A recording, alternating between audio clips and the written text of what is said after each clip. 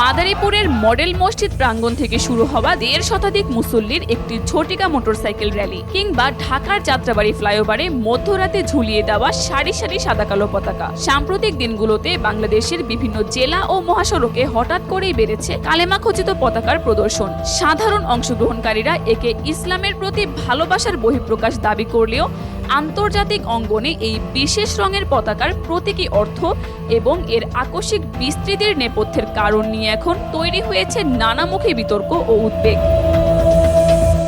অনুসন্ধানে দেখা যায়, এই পতাকা সংস্কৃতির বিস্তৃতির পেছনে মূল অনুঘটক হিসেবে কাজ করেছে চলমান ফুটবল বিশ্বকাপ। দেশ জুড়ে ফুটবল ভক্তদের আর্জেন্টিনা বা ব্রাজিলের মতো ভিনদেশি পতাকা টানানোর প্রতিযোগিতার বিপরীতে এক ধরনের সাংস্কৃতিক ও ধর্মীয় প্রতিরোধ তৈরি হয়। বিশেষ করে চট্টগ্রাম ভিত্তিক কওমি মাদ্রাসার শিক্ষক ও হেফাজতে ইসলামের নেতা মুফতি হারুন ইজহারের একটি বক্তব্য সামাজিক যোগাযোগ মাধ্যমে ছড়িয়ে পড়ার পর এই প্রবণতা তীব্র হয়, যেখানে তিনি বিদেশি পতাকার অবাধ বিস্তার রুখতে পাল্টা কালেমার পতাকা উড়ানোর আহ্বান জানান। অবশ্য পরবর্তী সময়ে তিনি দাবি করেন, এই আহ্বান কেবল আধ্যাত্মিক ও সাংস্কৃতিক জায়গা থেকে ছিল এবং এটি যে এত বড় শোডাউন বা রাজনৈতিক রূপ নেবে তা তিনি ভাবেননি।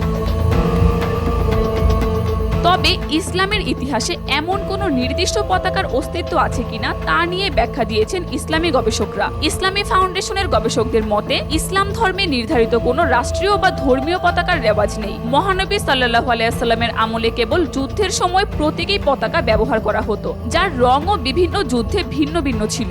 ফলে আলেম সমাজের পক্ষ থেকে কখনোই নির্দিষ্ট কোনো নকশাকে ইসলামের পতাকা হিসেবে দাবি করা হয়নি। এই আয়োজনের নেপথ্যের বড় উদ্বেগের কারণ হিসেবে কাজ করেছে পতাকার রং ও নকশা। মানবাধিকার কর্মী ও নিরাপত্তা বিশ্লেষকদের মতে, বর্তমানে প্রদর্শিত এবং বিশেষ করে কালো রঙের কালেমা খচিত পতাকার সাথে আল কায়েদা, বোকো হারাম, আইএস কিংবা বাংলাদেশে নিষিদ্ধ ঘোষিত হিজবুত তাহরির মতো উগ্রপন্থী সংগঠনগুলোর ব্যবহৃত পতাকার মিল রয়েছে। সাধারণ মানুষ ধর্মীয় আবেগ থেকে এতে সামিল হলেও একটি গোষ্ঠী অত্যন্ত কৌশলে বিশ্বব্যাপী বিতর্কিত এই প্রতীকগুলোকে ছড়িয়ে দেওয়ার চেষ্টা করছে কিনা সেই প্রশ্ন তুলছেন বিশ্লেষকরা। এমনকি এই ঘটনার নেপথ্যের কারণ অনুসন্ধান করে প্রতিবেদন প্রকাশ করায় ঢাকার একটি মাল্টিমিডিয়া গণমাধ্যম ঢাকা স্ট্রিম অফিসে ফোন এবং সামাজিক মাধ্যমে অনবরত পুড়িয়ে দেওয়া এবং হত্যার হুমকি দেওয়া হয়েছে, যা নিয়ে বর্তমানে সাধারণ ডায়েরির ভিত্তিতে তদন্ত করছে পুলিশ।